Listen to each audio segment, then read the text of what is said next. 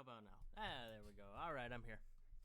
Thanks so much for joining us. Twitch.tv/110sports, 110sportsmedia.com/live, wherever you might be joining us. Thank you so much for joining us on a Wednesday. Hope you guys had a great weekend, great Labor Day weekend. Took the opportunity to not have a show on Monday, but we're back.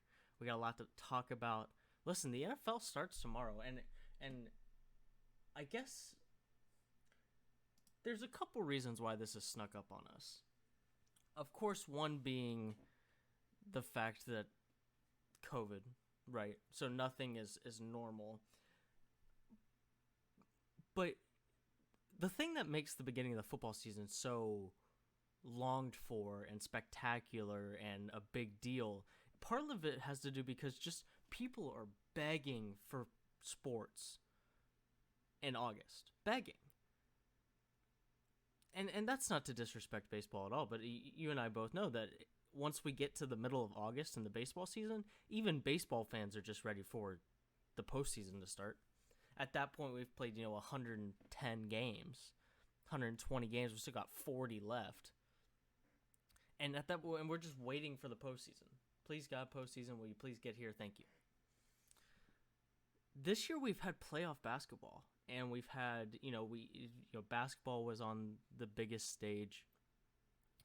You had the 8 seeding games. Now you're in the middle of the playoffs. We got series to talk about, and that's just not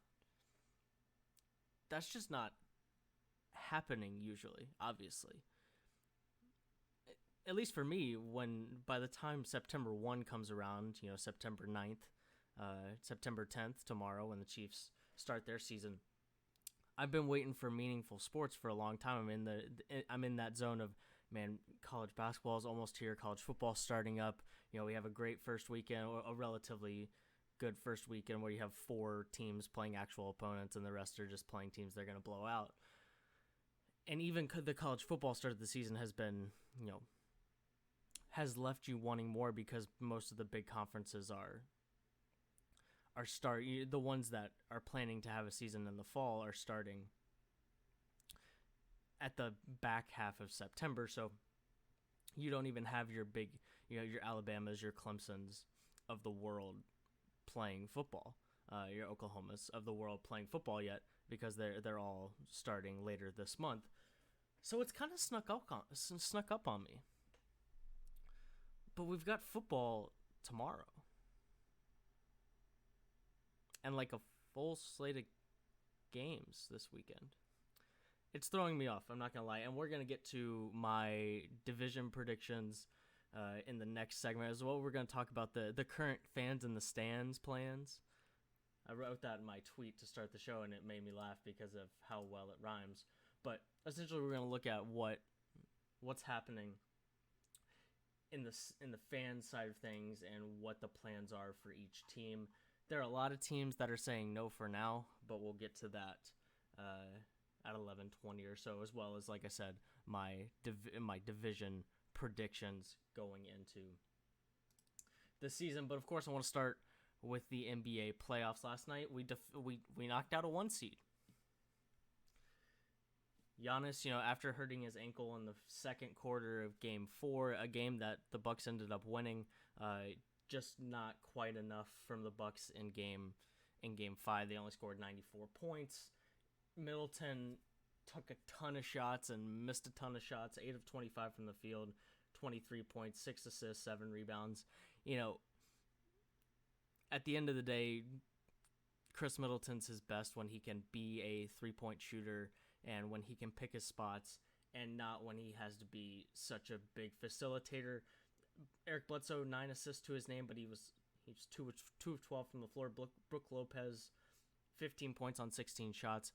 Of course, there was always going to be a sense of urgency and a sense of we need other people to step up here without Giannis on the floor, and they just didn't get it to the extent they needed. I mean, Dante DiVincenzo, 5 of 9 from the field. He had 17 points. But those guys that you needed to be good weren't efficient enough. And I mean, Chris Middleton was fine, but he was only 2 of 9 from the 3-point line. The only reason he ended up with 23 points is because he scored he took 25 shots, not because he was actually playing as it was kind of a James Harden type, takes a bunch of shots, ends up with somewhere around 25 points kind of night. 6 turnovers. You're just asking Chris Middleton to do too much in that kind of game, because he's not a facilitator, and that's when Giannis isn't there, I think facilitating, or the lack thereof, becomes a little bit more apparent. Eric Bledsoe is a ground and pound sort of point guard, getting to the rim. You don't think of Eric Bledsoe as a facilitator first. You don't think of anybody on that team as a facilitator first. And Middleton was clearly in a position that he felt like he needed to facilitate, and that's probably true to a certain extent. But they just didn't get enough. And they were only 9 of 33 from the 3-point line, 36% from the field. And, the Heat weren't great in this one, but like they have been all playoffs, they're very balanced, and they make enough threes, and they play good defense. And they got the job done. They had 6 players in double figures, and that's without Duncan Robinson. Duncan Robinson playing only 14 minutes in this game. Hero, he seems to be a somewhere between 13 and 18 points every night kind of player off the bench. That's what he's become. He's a very confident player. He was all over the place in this one. 14 points, 8 rebounds, 6 assists. Really was on top of his game in this one. Bam Adebayo, only 31 minutes. Didn't have his best game. 5 turnovers to 6 rebounds and 2 assists, only 13 points. So not his best game either, but they're so balanced that it doesn't matter a lot of the time. Kelly Olynyk and Hero in particular were great. Their bench was really awesome. Let's see. So you had 26, 38 points off the bench to the Bucks 13, 19 points off the bench. When Giannis isn't playing, you gotta win somewhere else. And having the other team's bench outscore you in a situation like this makes the task even more difficult. I'm torn about Jimmy Butler. And the Heat play in a fashion in which they don't need him to score 30. And he took over game 4, so it's not like he's incapable of it. But let me... 13 of 20 for 40 points in game 1. 7 of 13, 30 points in game 3. 3 of 8 for 13 in game 2. 6 of 15 for 17 in game 4. And he was very efficient in doing a lot of things in game 5. He scored 17 points, but he only took 6 shots. He was 8 of 8 from the free throw line, 6 assists, 10 rebounds. I understand that the Heat don't need Jimmy Butler to go score 29, 35 like the Bucks need Giannis to, or need somebody to, because there might not be a more balanced team in the NBA right now than the Miami Heat. You had 6 players in double figures, and that's without Duncan Robinson, who, his biggest thing right now is that he's either great at knocking down 6 3-pointers like he did in game 4, or he's taking 3 shots total like he did. And he might have been hurt. I only caught the back end of that game, so we'll see and try and figure out what's happening there.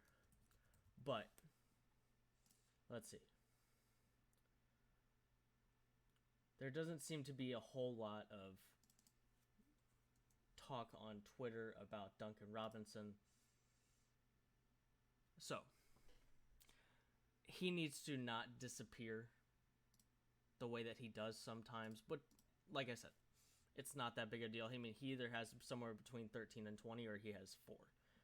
There's not really an in-between when it comes to Duncan Robinson, which is ultimately not that big of a deal, but still something you'd like to see a little bit more consistency out of. But the point being is that you had nobody score more than 20, but you had 1, 2, 3. You had 6 guys score more than 12.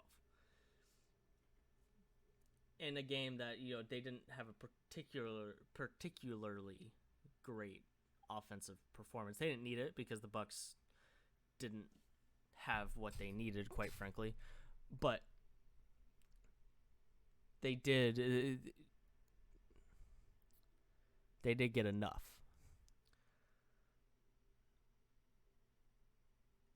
I don't care if the Heat don't necessarily need Jimmy Butler to be great. I want to see him be greater on a more consistent basis. And maybe that's an unnecessary thing to want, and I don't even disagree with you necessarily. But I just sometimes he leaves me wanting more, and on the other side of this, I mean, he's going to be somebody I want on my team if I'm trying to win a championship. The verdict's still out in the air if I want him to be the best player on my team for this reason that we're talking about right now. But like in game 4, he took 2 shots and played 6 minutes in the fourth quarter. 2 points, 2 turnovers, 1 assist.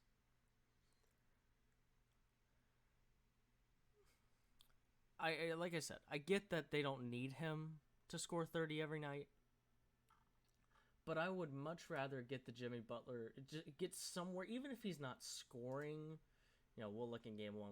What did he do in quarter 4 of game 1? In quarter 4 of game 1, he had 15 points on 6 of 8 shooting. He of course he doesn't have to be that good. That's an unnecessary thing to expect of Jimmy Butler on a regular basis, but somewhere in between. Because when we get to, whoever they play in the Eastern Conference Finals is going to be much more competitive than this Bucks series was. Because I think whoever they play, either team, I think is going to match up with them better than the Bucks did. And they're going to be able to go toe-to-toe with them in more areas than the Bucks were. I mean, the Celtics makeup is very similar in terms of, they've got a best player, but they're also very, very balanced. I mean, we'll look at the box score from Game 5 that the Celtics beat the Raptors and wasn't particularly close. I mean, Jaylen Brown was great, 27 points, but then you got 18 from Tatum, 15 from Tice, 21 from Kemba Walker, 12 from Marcus Smart, 15 from Brad Wanamaker. The point being is that the Celtics are very balanced, and then they have Jason Tatum, who is capable of taking over games. And Jimmy Butler is capable of taking over games too.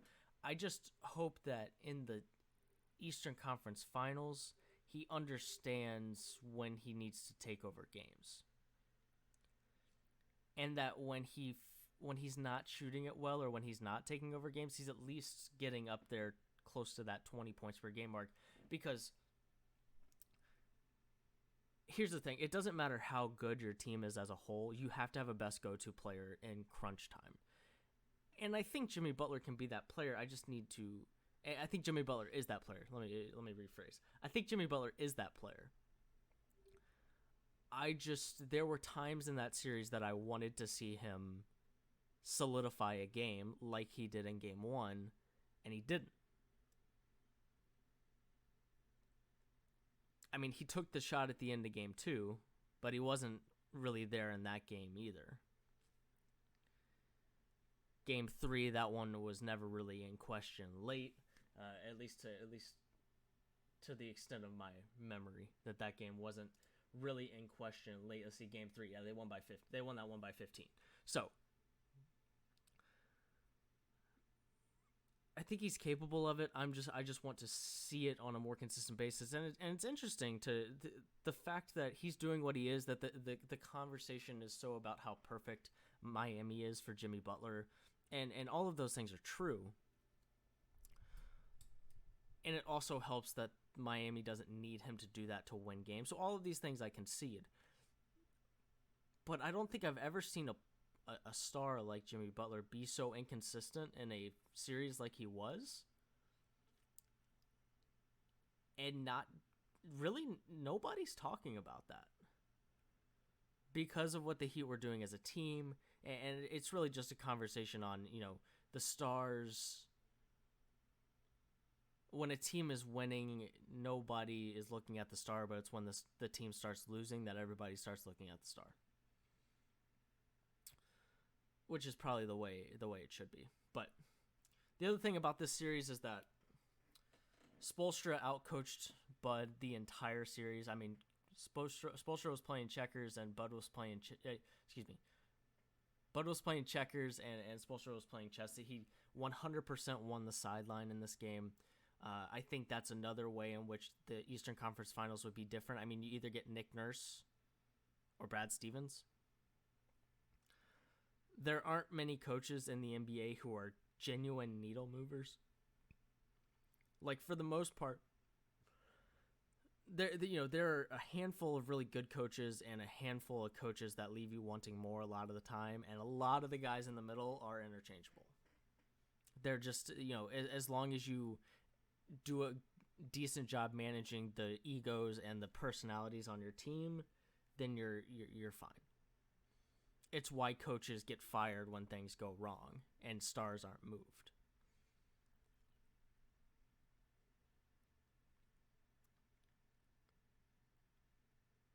The Heat are going to have to, I mean, Spoelstra is, I got all the faith in the world in Spoelstra, but he's going to have to coach a hell of a series to make the sideline an advantage like it was for them against Milwaukee. Because Bud was swimming in the deep end and didn't ever really pull himself out of it. And then, of course, Giannis gets hurt, and then there's really nothing else to say there. In a weird way, Giannis getting hurt might have taken some of the heat off of Bud, because now this series is about, Giannis ended up getting hurt. Was there really a chance for them to win after Giannis got hurt? I think that takes a little bit off of a little bit of the heat off of Bud, at least initially, because of the recency bias of how the series ended from a health perspective for the Bucks. But Brad Stevens or Nick Nurse, they're going to coach really well. Whichever team makes it to the Eastern Conference Finals, we've got Game 6 of that series tonight. Boston up 3-2. So Boston in the driver's seat, certainly, at this point. But there are ways in which the reasons that the Heat handled that series the way that they did, regardless of which team makes it from the other side of the bracket, is going to make those advantages, if nothing else, going to make those advantages lesser than they were against the Bucks. Now, there's no reason to be skeptical of the Heat at this point. 8-1 in the playoffs. I know they played a Pacers team that was depleted, and a Bucks team that they certainly dominated. They did. But at the end of the day, they're 8-1 through 2 series and look very, very good and very balanced. And if Jimmy Butler can be that guy on a nightly basis in an Eastern Conference Finals, which is something he hasn't done yet, which is just not necessary, which isn't his fault necessarily. It's not like he's going to the Eastern Conference Finals with regularity, but it's something he hasn't done yet. And maybe I'm just skeptical, but when you got Jason Tatum and Jaylen Brown, or on the other team, specifically when we talk about the Celtics, Jimmy Butler has to be better more consistently, specifically at end of games, because in the fourth quarters, apart from game 1, he was not quite as there as I thought he could be. The Lakers escaped the Rockets again, 112-102. Listen, okay, first of all, I mean, Anthony Davis and LeBron combining for 60 is doable, clearly. And this is against the Rockets defense that has been really good, one of the best in the NBA since coming back from the bubble. So it's not the same as it usually is, just taking a shot at the Rockets' defense. LeBron, 36, 7, and 5, 4 blocks. He and Anthony Davis went to the line a combined 21 times. They need to make more free throws, like badly. 16 of 23 from the free throw line in this one, which, getting to the free throw line 13 times, 23 times, great. They got there 9 more times than the Rockets and only got 2 more points out of it. The Rockets were 14 of 14 from the free throw line. And for guys like Anthony Davis and LeBron James, who are so good at drawing contact and don't shy away from contact, and it's just impossible to guard AD, so it feels like you're just, slapping at his arms all game, and LeBron is just really physical. Gotta be a little bit better from the free throw line. Just because they're free points. If you're going to get there 21 times, you got to make more than 14 of them. Even 16, 17 makes things a lot easier, certainly when you get deeper in the playoffs, and a team like the Clippers, who are going to be able to guard you, and a team that a lot of people, including me, think have a chance to beat you. And if you ask me, will beat them. The way that you make that closer, the way you swing things to your advantage, is when you get fouled, you knock down your free throws, not making 69% of them. For what it's worth, Rondo was the only other guy to shoot free throws in this game, and he made both of them. Playoff Rondo is an asset, by the way. I'm not sure why people are surprised by this.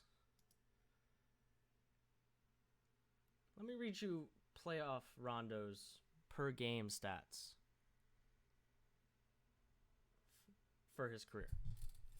First of all, 3 years ago, 2017-18 with the Pelicans, in 9 games, 10.3 points, 12.2 assists, his most ever in his career in a single playoffs.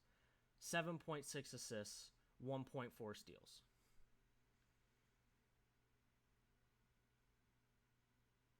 This season in 3 games, it's 13-7 with 2.7 steals per game. I know it's only 3 games, but Rondo is a 14 points, 9 assists, 6 rebounds per game career in the playoffs.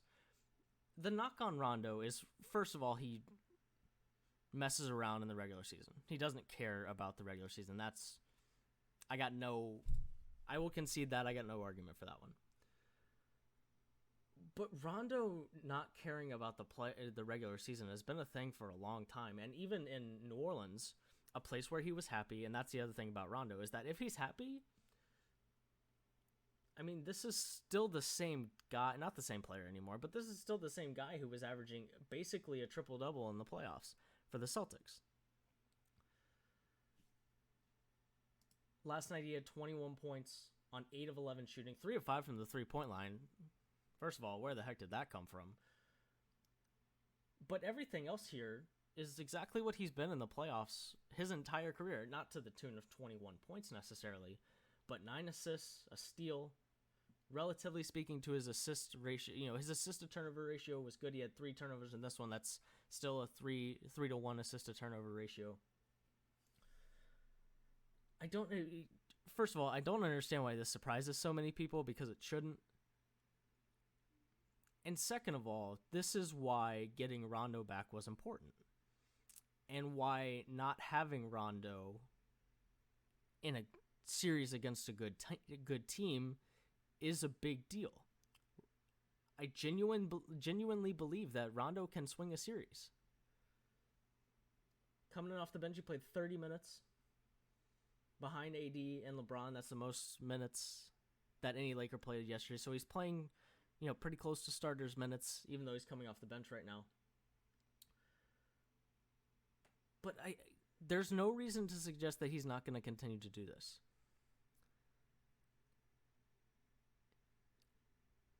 Clearly, LeBron and AD are up for the scoring 60 points between them task. They just need to get a little something from somewhere else every game. In this game, it was 21 from Rondo and 14 from Kuzma. The two combined to shoot 15 of 21 from the field. Now, Kuzma, I don't think will do that. And yes, Rondo wasn't good in game one. But it's not a coincidence that he was good in game two and good in game three. And the Lakers won both of them. Having a point guard who is A, a facilitator, B, just has the physical attributes of being a capable defender, especially when he cares, and can get you a couple buckets. I mean, you're not going to give the ball to Rondo in crunch time, but 13 points in the first game he played, in game 2, 21 in game 3, clearly capable of it. That changes the complexion of this Lakers team.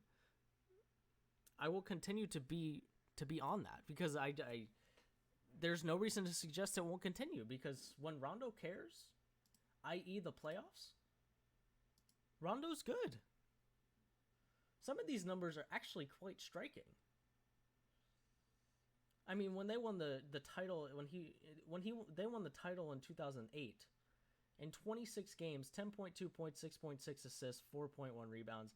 The next year, in which they played 14, 17 points, 9.8 assists, 9.7 rebounds. Of course, you're not getting that from Rondo anymore. But Rondo's a good player when he cares, when he's happy, and when it's the playoffs. And I don't think there's ever been an NBA player who gets players who have personality and effort and, just other knick-knack, intangible, I guess, issues about them. Nobody's better at making those issues go away than LeBron James, because he's a winner, because he cares, and because he's good. And any team he steps on is immediately a title contender. Which, by the way, is one of the places that LeBron has a major, like notch up on Michael Jordan. Now, very, very side note, Michael Jordan's the GOAT. But Michael Jordan only did it with one team, and every team LeBron is a part of is instantly a title contender. It's pretty impressive. But with that being said, the Lakers, I think, will have a handle on the series the rest of the way. Maybe the Rockets get another one. I wouldn't be surprised if the Rockets get another one, and won't be surprised if this goes to 6 or 7 games. But after last night, I think that there's a really good chance for them to handle this series. I mean, you got 30 from Westbrook and 30 from Harden last night. That's probably not going to happen again. And 16 from Jeff Green, who continues to be like a good player in the postseason, which is just odd. Now, he wasn't good in the fourth quarter. He was quite not good in the fourth quarter last night, actually. But I think the Lakers are the better team here. The Rockets might get another one because they just shoot so many threes. They only made 12 last night. It's not a coincidence that when they only make 12, they lose a game. That's what it comes down to. And ultimately, the Lakers are the better team, and I think they'll control this series the rest of the way. But I talked for way longer than I meant to, so we're going to take a quick break, come back with some of the plans for fans in the stands when it comes to the NFL season, as well as my division predictions. We'll do that next on the JMULL Show on 110sportsmedia.com.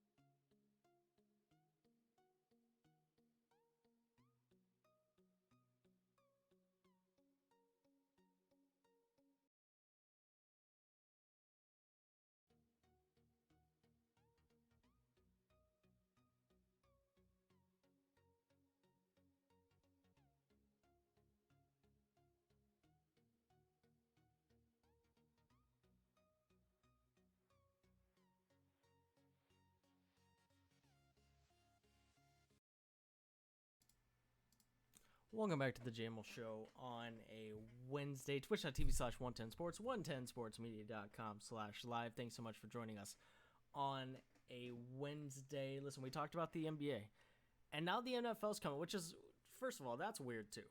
We touched on this at the top of the show, but tomorrow,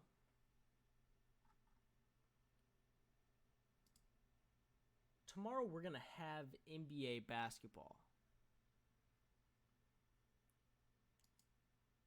NBA playoff basketball. And then we're going to have the Chiefs.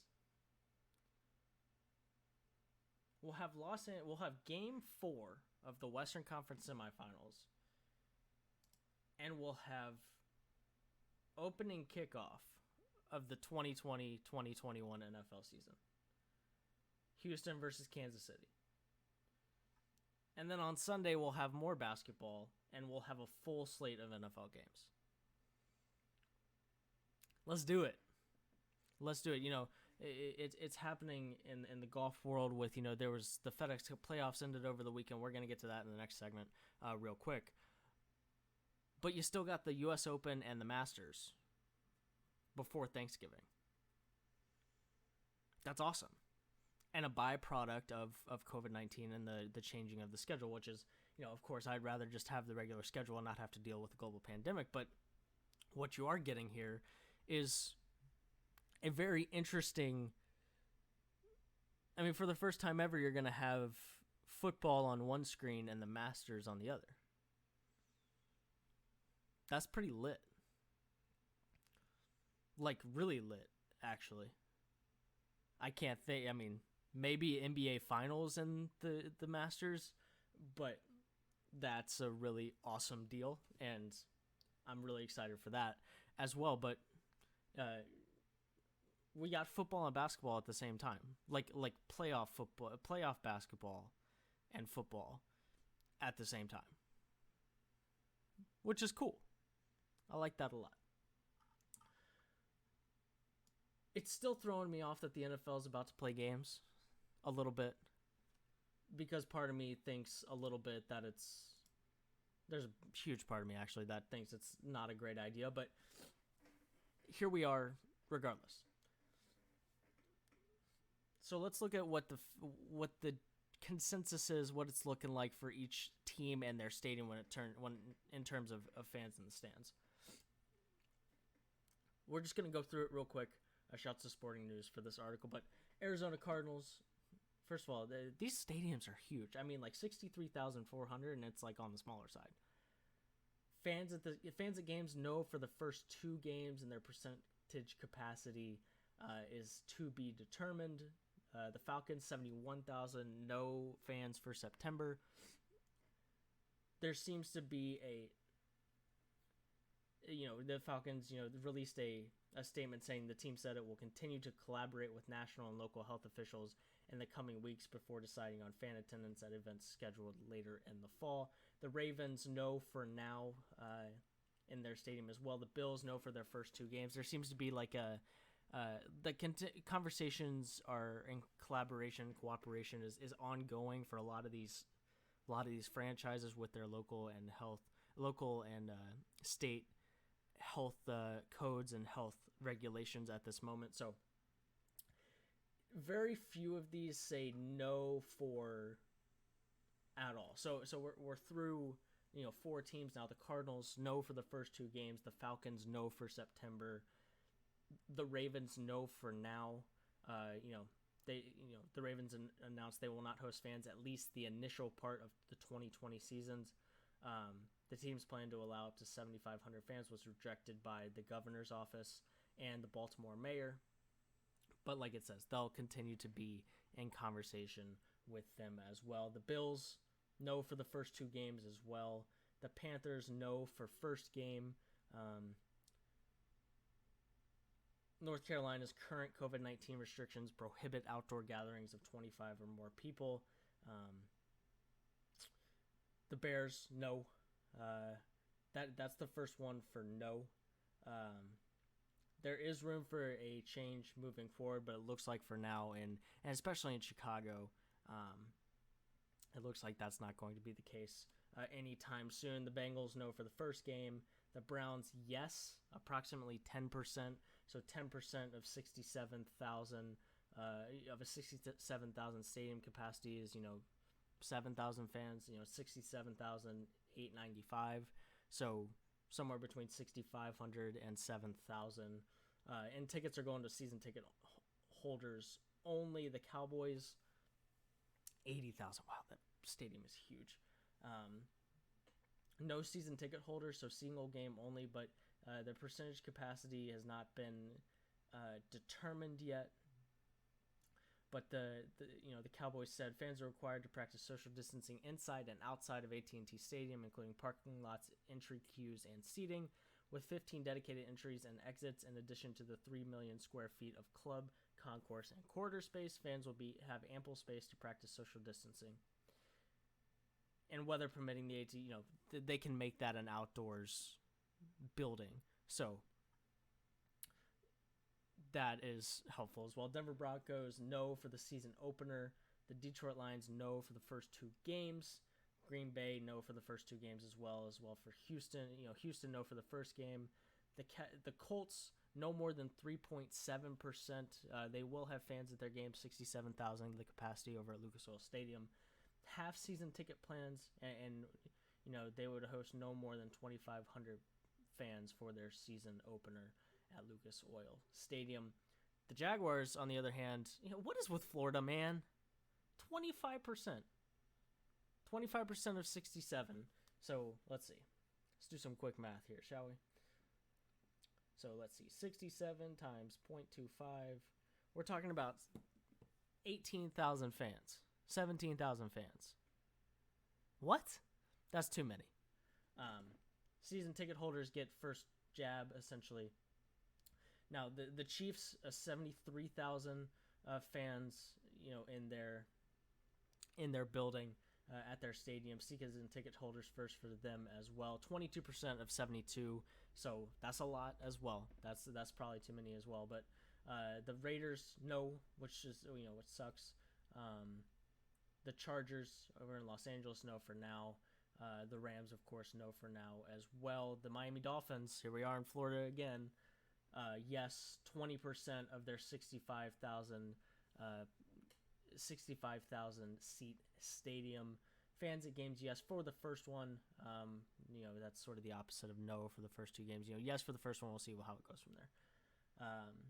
Nothing for the Vikings. Nothing for the New England Patriots. Nothing for the New Orleans Saints. Giants, Jets, of course, in the same. Well, actually, they wouldn't be in the same. Wait, they play in the same place. They just play in New Jersey as New York teams. They will not be allowed to host fans at MetLife until further notice, according to the New Jersey governor. Philly, Pittsburgh, San Francisco, all no games as well. So it looks like the general consensus here is no fans starting out. You got your Miami teams, you got Dallas. Those are Jerry Jones and Florida. That's not exactly surprising. But we'll see where we go from there.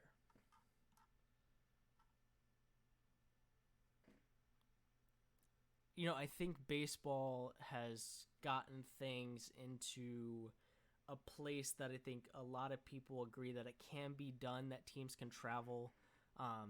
They didn't get off on the right foot, baseball, of course. But they seem to have ironed things out a little bit. And when you follow guidelines and when you test a lot and when you are with the same people a lot, pretty much exclusively, it's hard. That's what you've seen in the NBA. You test a lot and you follow the rules. And the NBA, as a result, has gotten, no positive tests. It can be done. And the PGA Tour has done it too. They have this group of people who travel together. It's a moving bubble, so to speak. And, they had a couple tests, positive tests at the beginning, but they're able to isolate them. And there you go.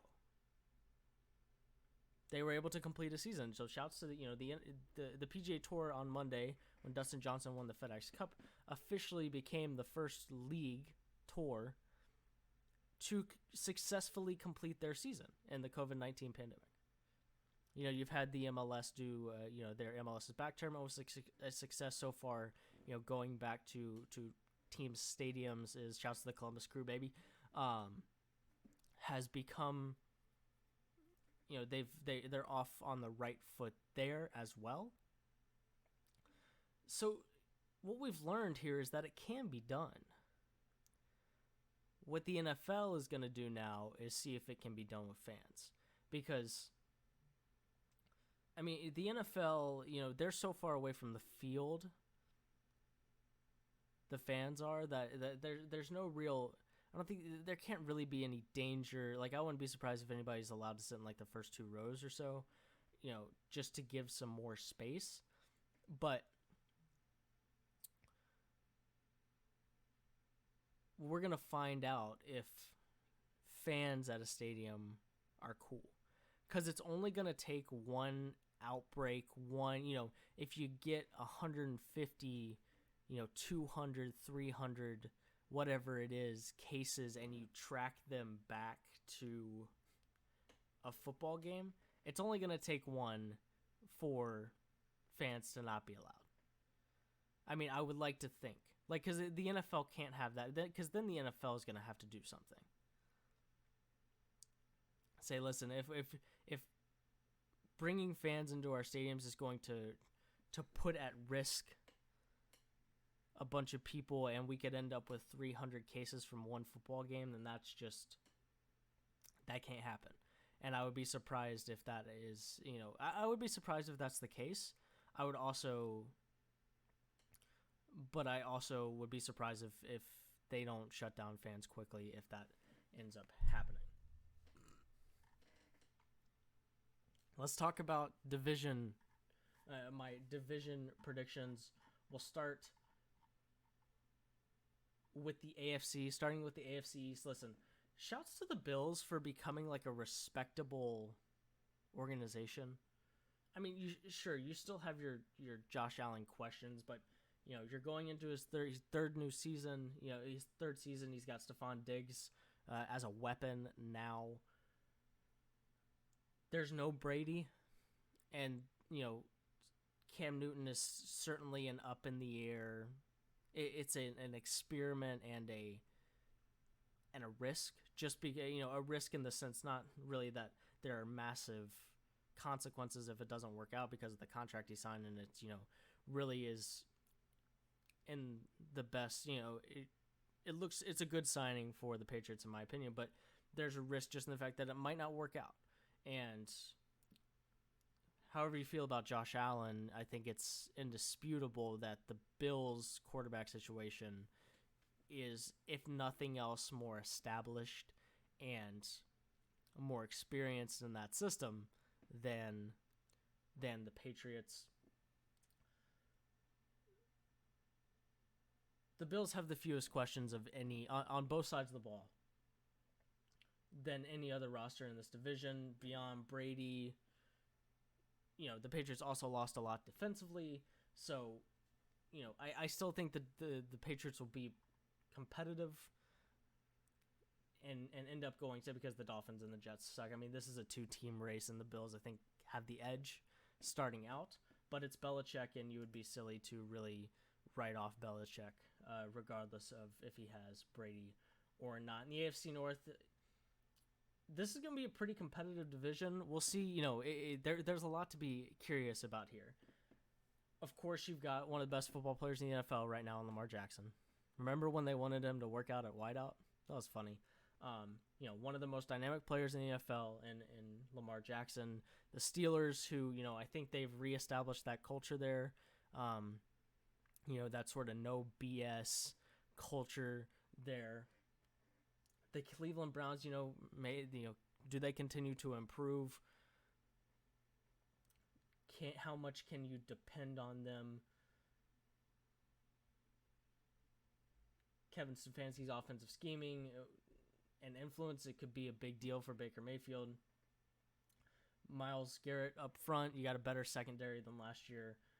And then at the end, I mean, the Bengals aren't going to sniff the playoffs because the AFC North is good. But the Bengals are interesting because you got Joe Burrow, and Joe Burrow just led one of the best college football teams of all time in LSU. How good is he? It's a good question. How well does he translate? How quickly does he translate?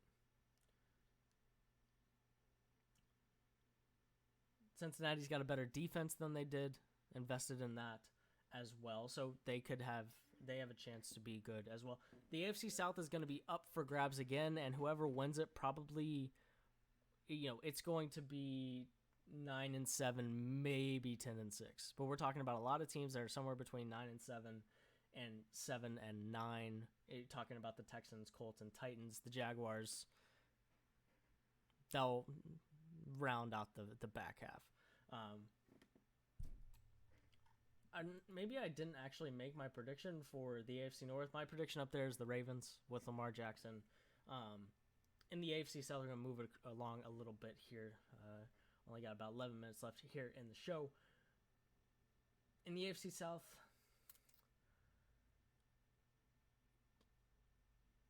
give me the Texans for now. The Titans certainly have, the Titans add Jadeveon Clowney, Derrick Henry, of course. It's Ryan Tannehill, though. We'll see what the Colts do. Maybe they can revive Phillip Rivers' career. We'll see, though. I think that I've got the most faith in the Texans. We'll see, though. This one is up for grabs. There are a lot of teams that are going to be average NFL teams this year, competing for that. In the AFC West, of course, give me the Chargers. Not the Chargers, the Chiefs. Everybody else just leaves more wanted. I don't think I have to explain that any more than that. In the East, give me the Carson Wentz-led Philadelphia Eagles. Vikings in the NFC North. We'll see how that goes. The Bucks in the NFC South, of course. I don't think anybody else. The Saints are going to be good, certainly. But and that's an incredibly intriguing roster that the Bucks have, of course. But I'm going to start there with Tom Brady. I think that's a pretty smart thing to do. And of course, you've got Rob Gronkowski, you got Ndamukong Suh, a pass rush led by Shaquille Barrett. You got a lot of things going well on both sides of the football there. In the NFC West, the Seahawks, Russell Wilson is a beast. And that's all I got for you. There you go. Those are my predictions. We're going to take a quick break, come back with why the FedEx Cup playoffs are boring, and FYI. We'll do that next on the JMULL Show on OneTenSportsMedia.com.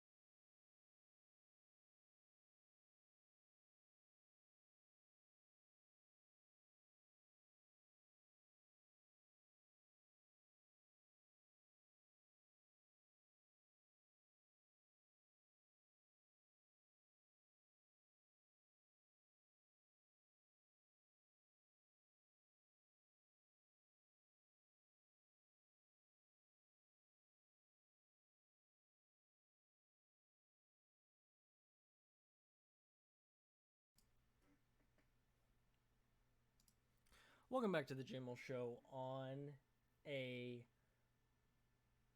Wednesday. It's a Wednesday. Twitch.tv/110sports, 110sportsmedia.com/live. The ACC coaches, according to Jeff Goodman just a little while ago, the ACC coaches will propose an all-inclusive NCAA tournament. I don't really like this. That's not the correct thing to say. But I don't hate it.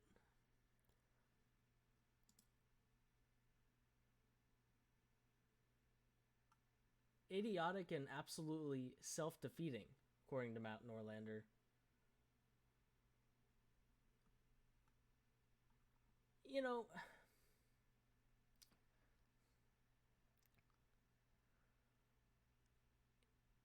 there's a world in which we're not going to be able to have a season for a while. My only question is, what do you do to get an NCAA tournament? Because that's why people like college basketball. I mean, I love college basketball for everything and everyone in it, and I love the sport, absolutely. But most people watch the NCAA tournament. They get excited after college football and the NFL is over. They watch some of those games coming down the stretch in conference play. They get really excited for conference tournaments and the NCAA tournament. There's a very weird real world in which the NCAA there aren't resumes. There aren't enough resumes. The resume isn't complete enough. So why not just let it would be, the novelty of it would be spectacular. And maybe it's not, so there's 352 teams or whatever. You're not going to play bracket play until you get to 64 or something. But do some group play, do something. Regions. You do 16 regions, and then the top 4 teams from each region get in. Maybe you seed. I don't know. But here's the thing, real quick before we get to why the FedEx Cup playoffs are not fun to watch.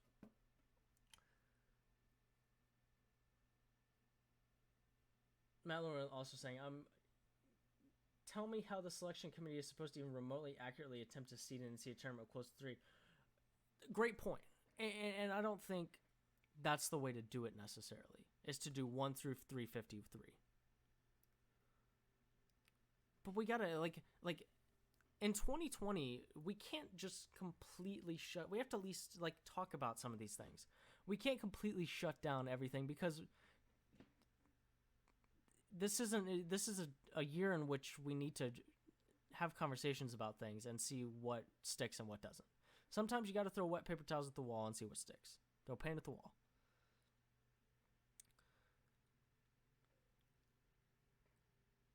I find it hard to believe that's actually going to happen, and there's certainly a lot of questions to be asked here. But I just saw that on Twitter. Would find that very, very interesting, and to see how people would go through that would also add some history to college basketball. But the PGA Tour thought that throwing $10 million at the FedEx Cup playoffs would make it interesting. It didn't. And unfortunately, the way that golf is played, of course, it's hard to, because the advantage somebody gets for having a great regular season is they get a 1 seed. So they get to play the 8 seed. That's not that can't happen on the PGA Tour when everybody's playing for themselves, and even, if Dustin Johnson is first on the FedEx Cup FedEx Cup rankings heading into Eastlake, you're not giving him an advantage if you don't give him an advantage. You're not giving him an advantage other than starting him off at 10 under, and everybody else is behind him. But you put Dustin Johnson in a situation, Dustin Johnson is far and away the best player in the world right now. And what happens is you gave the best player in the world a 2-stroke lead, and you thought that throwing money at it would make it more exciting. People love the Masters and the U.S. Open and the British Open.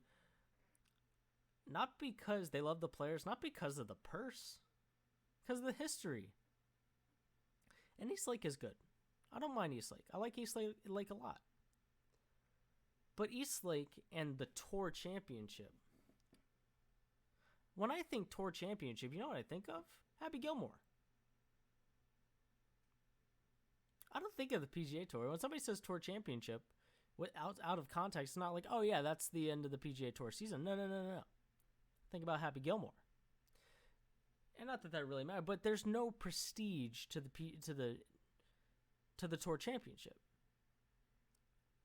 And throwing money at it maybe gets the players excited, but nobody watches golf because of how much money is up for grabs.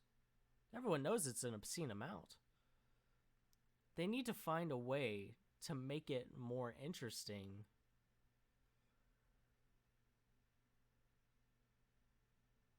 Without it's an impossible situation.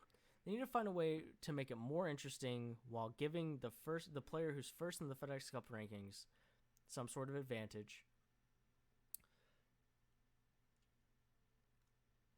and adding some excitement to it. And I don't know how you do that. Like, you could put a bracket. I mean, there's only, you add 2 people to Eastlake, so you got 32, and you play a week-long USAM style bracket. That would be interesting. It would be a little too much like the WGC, though. I don't necessarily know what the answer is here.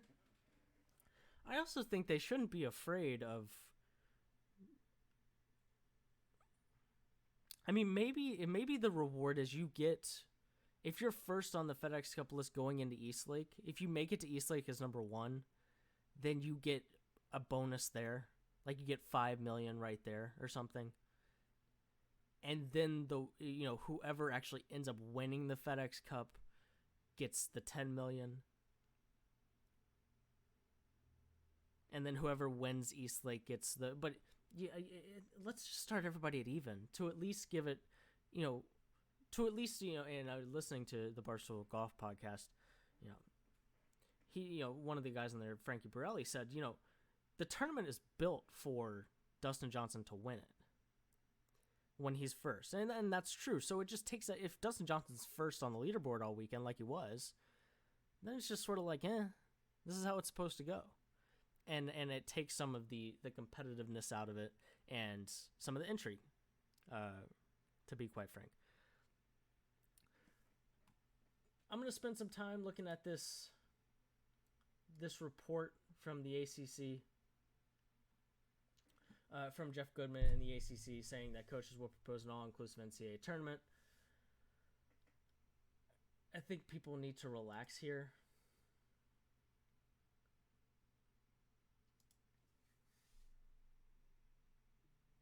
It's very hard because there are 300 teams. Not necessarily because it's a bad idea. I'm going to do some thinking about this. Might write a story over at 110sportsmedia.com about it. We'll certainly talk about it on the Jays for Days podcast on Thursday, as well as the NBA. But I believe that's all I have for you. Touchline Talk with Josh Doring, Around the Bases with Chris Brown, 11 a.m. Eastern, 1 p.m. Eastern, over right here, twitch.tv/110sports, 110sportsmedia.com/live. Those will be on tomorrow, Thursday. I'll be back on Friday, per usual. And until then, take care of yourselves, stay safe, and I'll see you on Friday.